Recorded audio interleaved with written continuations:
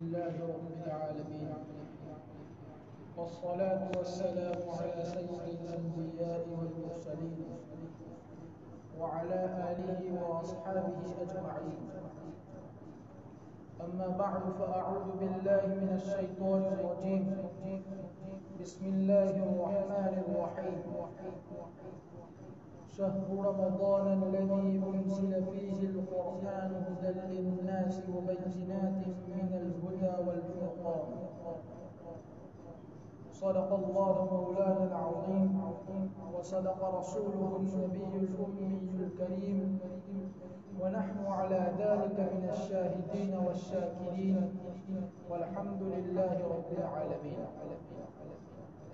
محترم و مکرم برادران اسلام اور ایمان والے بھائیوں، ماہ رمضان ماہ قرآن ہے، یعنی یہ مہینہ قرآن پاک کا مہینہ ہے. رمضان المبارک اور قرآن کریم یہ لازم ملزوم ہے. قرآن کریم کا اور رمضان المبارک کا ایک دوسرے سے باہم گہرا تعلق ہے. متعدد امور ایسے ہیں اور متعدد پہلو ایسے ہیں کہ جس میں رمضان المبارک اور قرآن کریم مشترک ہے. اس میں سے چند پہلوؤں کو بیان کیا جائے گا. فرمانے باری تعالی ہے: شهر رمضان الذي انزل فيه القرآن هدى للناس وبينات من الهدى والفرقان. کہ یہ مہینہ، یہ مبارک مہینہ وہ مہینہ ہے جس میں قرآن کریم کو اتارا گیا، جس میں قرآن کریم کو نازل کیا گیا. لوگوں کے لیے اس میں ہدایت ہے، اور ہدایت کے واضح دلائل ہے، اور حق اور باطل کے درمیان فرق کرنے والا یہ قرآن کریم ہے. روزوں کی فرضیت کو بیان کرنے کے بعد اللہ تبارک و تعالی نے اس کا مقصد بیان کیا کہ لعلکم تتقون. یہ روزہ اس لیے تم سے رکھوائے جاتے ہیں تاکہ تم متقی بن جاؤ، تاکہ تمہارے اندر تقوی آ جائے. اور قرآن کریم کے لا ریب ہونے کا تذکرہ کرنے کے بعد بھی اللہ تعالیٰ نے فرمایا کہ لا ریب فیہ ھدی للمتقین. یہ قرآن کریم متقیوں کے لیے ہدایت ہے. حضرت عبداللہ ابن عمرو بن عاص رضی اللہ تعالیٰ عنہ فرماتے ہیں کہ قیامت کے دن روزہ اور یہ قرآن کریم جو ہے وہ بندے کے بارے میں سفارش کرے گی. روزہ کہے گا کہ اے باری تعالی، میں نے اس کو کھانے سے اور خواہشات سے روک کے رکھا تھا، سو تو میری طرف سے اس کے بارے میں سفارش کو قبول کر. اور قرآن کریم کہے گا کہ اے باری تعالی، اے پروردگار عالم، میں نے اس کو رات کے وقت سونے سے روک کے رکھا تھا، سو تو میری طرف سے اس کے بارے میں سفارش کو قبول فرما. چنانچہ روزہ کی بھی اور قرآن کریم کی بھی ان دونوں کی سفارش کو قبول کر لیا جائے. روزہ اور تلاوت قرآن کریم یہ دونوں ایسے عمل ہیں کہ اس کے بارے میں خصوصی اجر و ثواب کی خوشخبری سنائی گئی ہے. جیسا کہ سیدنا ابو ہریرہ رضی اللہ تعالیٰ عنہ فرماتے ہیں کہ نبی پاک صلی اللہ علیہ وسلم نے فرمایا کہ ابن آدم کا ہر عمل بڑھا دیا جاتا ہے، اس کا ہر عمل دگنا کر دیا جاتا ہے. ایک نیکی کو 10 نیکی سے لے کر 700 گنا تک بڑھا دیا جاتا ہے اور اضافہ کر دیا جاتا ہے. لیکن اللہ تعالیٰ فرماتے ہیں کہ سوائے روزے، یعنی روزے کو اس سے مستثنا کر دیا، اس کو الگ کر دیا. اللہ تعالیٰ نے فرمایا اس لیے کہ یہ میرے لیے ہوتا ہے، میں ہی اس کا ثواب دوں گا، میں ہی اس کا اجر عطا کروں گا. کیونکہ روزے دار میری وجہ سے خواہشات کو چھوڑ دیتا ہے اور کھانے پینے کو چھوڑ دیتا ہے، اس لیے میں ہی اس کا اجر و ثواب دوں گا، میں ہی اس کا اجر و ثواب عطا فرما۔ حضرت عبداللہ ابن مسعود رضی اللہ تعالیٰ عنہ فرماتے ہیں کہ نبی پاک صلی اللہ علیہ وسلم نے فرمایا کہ بندہ جب کتاب اللہ کا ایک حرف پڑھتا ہے، قرآن کریم کا ایک حرف پڑھتا ہے، تو ایک حرف پر ایک نیکی مل جاتی ہے اور ایک نیکی 10 نیکیوں کے برابر ہو جاتی ہے۔ آپ صلی اللہ علیہ وسلم نے فرمایا کہ میں یہ نہیں کہتا کہ الف لام میم ایک حرف ہے، بلکہ الف ایک حرف ہے، لام ایک حرف ہے اور میم ایک حرف ہے۔ گویا کہ الف لام پڑھنے کے نتیجے میں بندہ 30 نیکیوں کو حاصل کر لیتا ہے۔ اس سے معلوم ہوا کہ قرآن کریم اور روزوں کے درمیان، ماہ رمضان المبارک کے درمیان کیسا گہرا تعلق ہے۔ رمضان المبارک میں ہی حضرت جبرائیل علیہ السلام آ کر نبی کریم صلی اللہ علیہ وسلم سے قرآن کریم کا دور کیا کرتے تھے، جیسا کہ سیدنا عبداللہ ابن عباس رضی اللہ تعالیٰ عنہ فرماتے ہیں کہ جب رمضان المبارک کا مہینہ آتا تھا تو جبرائیل علیہ السلام ہر رات میں نبی کریم صلی اللہ علیہ وسلم سے ملاقات کرتے تھے اور ملاقات کرنے کے بعد قرآن کریم کو سناتے تھے، قرآن کریم کا دور کیا کرتے تھے۔ ماہ رمضان المبارک میں ہی خصوصی طور پر تراویح کا اہتمام کیا جاتا ہے، اور تراویح کے اندر کیا پڑھا جاتا ہے؟ تراویح کے اندر قرآن کریم کو پڑھا جاتا ہے، اور ہر مسجد میں مکمل تراویح میں قرآن کریم کو سنایا جاتا ہے، اور یہ قرآن کریم کے سننے اور سنانے کا جو باقاعدہ اہتمام ہوتا ہے وہ رمضان المبارک میں ہی ہوتا ہے۔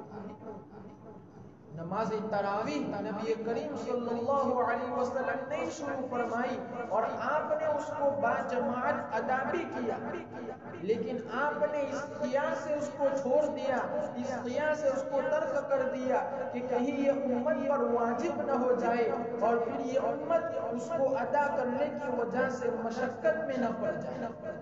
جیسا کہ حضرت سیدہ عائشہ رضی اللہ تعالیٰ عنہ کی طویل روایت ہے، فرماتی ہے کہ نبی کریم صلی اللہ علیہ وسلم ایک رات درمیانی رات میں گھر سے نکلے اور مسجد میں تشریف لے گئے اور نماز پڑھی۔ کچھ لوگ جو وہاں موجود تھے انہوں نے بھی آپ کے ساتھ نماز پڑھی۔ جب صبح کا وقت ہوا تو لوگ بات چیت کرنے لگے، جس کے نتیجے میں جب دوسری رات آئی تو پہلے سے لوگ زیادہ جمع ہو گئے۔ دوسری رات میں بھی نبی پاک صلی اللہ علیہ وسلم گھر سے تشریف لائے اور لوگوں نے بھی نبی پاک صلی اللہ علیہ وسلم کے ساتھ نماز پڑھی مسجد کے اندر۔ پھر صبح کے وقت لوگوں نے اس کا تذکرہ کیا اور اس کا تذکرہ کرنے لگے، جسے سن کر تیسری رات کو اور زیادہ لوگ جمع ہو گئے، اور تیسری رات میں بھی نبی پاک صلی اللہ علیہ وسلم مسجد میں تشریف لائے اور نمازیوں نے، لوگوں نے نبی کریم صلی اللہ علیہ وسلم کے ساتھ نماز ادا کی۔ جب چوتھی رات آئی تو لوگ اتنے زیادہ جمع ہو گئے کہ مسجد تنگ ہو گئی، یعنی مسجد بھر گئی، مسجد میں جگہ باقی نہیں تھی، اتنے زیادہ لوگ جمع ہو گئے۔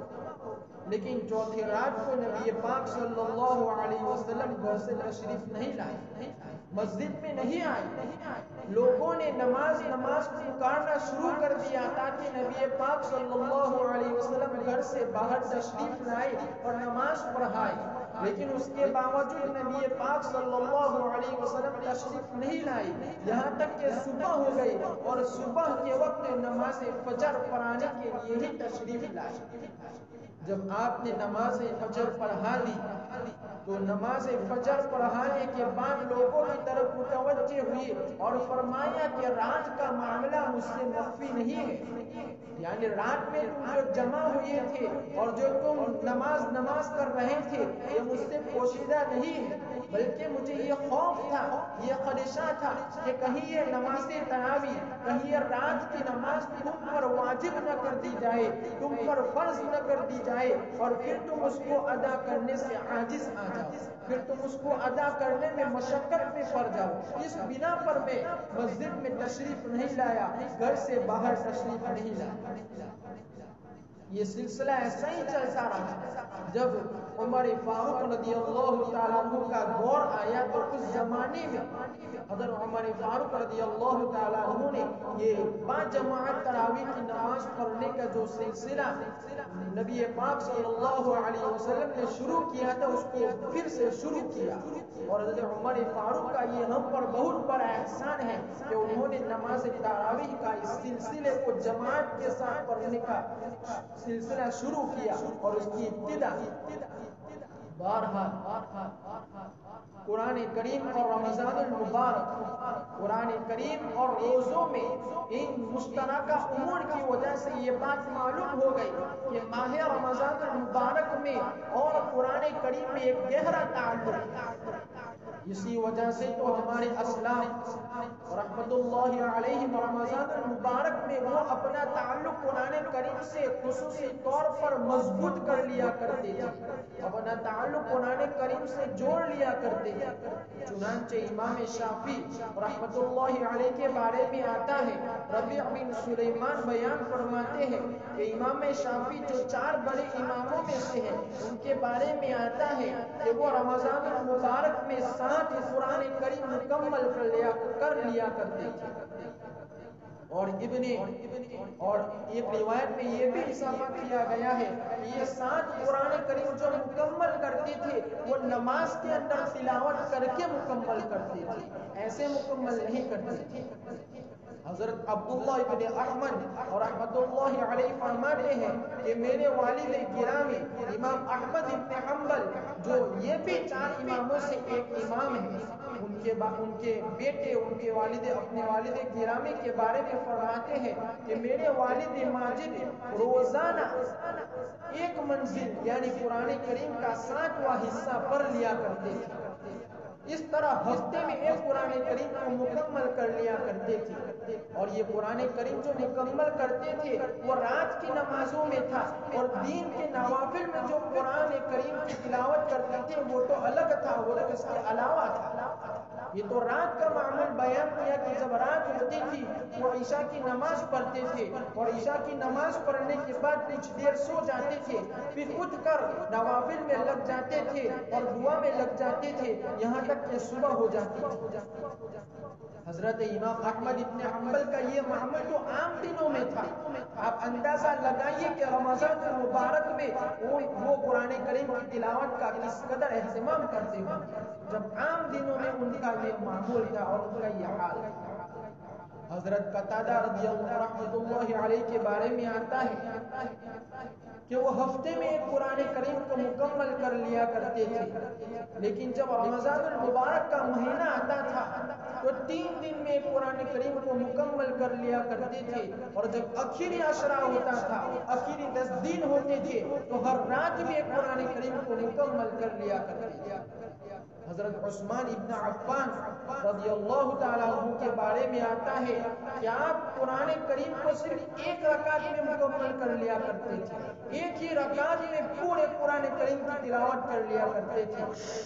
اس سے اندازہ ہوتا ہے کہ ان حضرات کو قرآن کریم سے کتنا لگاؤ تھا اور کتنی محبت تھی کہ 1 رکعت کے اندر پورا قرآن کریم مکمل کر لیا کرتے تھے۔ جبکہ ہمارا حال تو یہ ہے کہ جب کبھی اگر بھولے سے امام سے کوئی نماز طویل ہو جاتی ہے، کوئی رکعت طویل ہو جاتی ہے، لمبی قرات ہو جاتی ہے تو ہم بربرانے لگتے ہیں کہ آج بڑی لمبی نماز پڑھا دی، لیکن یہ لوگ 1 رکعت میں اتنا قرآن کریم پڑھ لیا کرتے تھے۔ تو اب سوچنے کی بات ہے اور اندازہ لگانے کی بات ہے کہ ہمارا قرآن کریم کے ساتھ کس قدر تعلق ہے، ہمارا قرآن کریم کے ساتھ کیا رویہ ہے۔ ہماری دنیاوی جنجل اتنی زیادہ بڑھ گئی ہے، ہماری دنیاوی مشغولیت اتنی زیادہ بڑھ گئی ہے کہ ہم نے ترجیحات کو ہی بدل دیا۔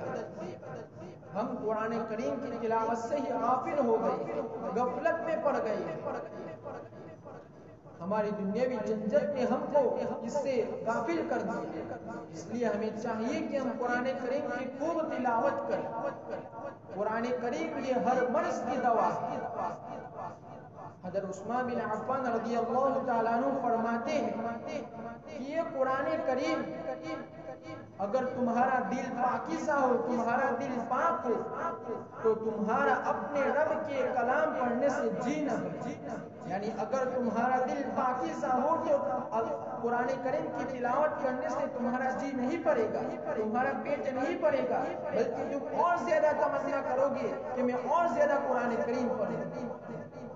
یہ حضرت عثمان بن عفان رضی اللہ تعالیٰ عنہ نے فرمایا کیونکہ یہ قرآن کریم ایسا تریاک ہے، ایسا اینٹیڈوٹ ہے جو ہر بیماری کے لیے شفا ہے اور ہر غم کے لیے علاج ہے. اگر ہم اس کو پڑھنے کا معمول بنا لیں، ہم تلاوت قرآن کریم کے لیے معمول بنا لیں تو ہم کو دلی اطمینان حاصل ہو جائے گا، ہر پریشانیوں سے چھٹکارا مل جائے گا، ہر بیماریوں سے، ہر مسائل سے ہم کو نجات مل جائے گی. اس لیے کہ اس میں ہر مرض کی دوا ہے، ہر مرض سے شفا ہے اور ہر غم کا اس کے علاج ہے، اس کے اندر علاج ہے. ابن جوزی رحمۃ اللہ علیہ نے فرمایا کہ دلی بیماریوں سے تلاوت قرآن جب کیا جاتا ہے تو تلاوت قرآن کی وجہ سے دلی بیماریوں پر ایسا ہی اثر ہوتا ہے جیسا کہ جسم میں جب بیماری ہوتی ہے تو ہم دوا لیں گے. یعنی جسمانی بیماریوں سے جس طریقے سے ہم دوا کی وجہ سے اس کا اثر ہوتا ہے، اسی طرح اگر ہم قرآن کریم کی تلاوت کریں گے تو اس سے جو روحانی بیماریاں ہیں اور جو دلی بیماریاں ہیں وہ بھی دور ہو جائے گی اور ہمارے دل بدل جائیں گے اور ایک انقلاب آ جائے گا. لیکن افسوس کی بات ہے کہ ہم نے قرآن کریم کو پس پشت ڈال دیا ہے. ہم قرآن کریم کی تلاوت سے غفلت میں ہیں. یہ ماہ رمضان المبارک ہم کو کیوں دیا گیا ہے؟ یہ قرآن کریم کی تلاوت کے لیے دیا گیا ہے. لیکن افسوس کی بات ہے کہ اس مبارک مہینے میں بھی ہم جیسا قرآن کریم کی تلاوت کرنی چاہیے ہم اس کا اہتمام نہیں کرتے. اس لیے ہمیں چاہیے کہ اس ماہ مبارک میں کثرت سے قرآن کریم کی تلاوت کریں جیسا کہ ہمارے اسلاف اور صحابہ کرام اور تابعین کا معمول تھا. ہم وہاں تک تو نہیں پہنچ سکتے لیکن کوشش تو کرنی چاہیے کہ ہم زیادہ سے زیادہ قرآن کریم کی تلاوت کریں.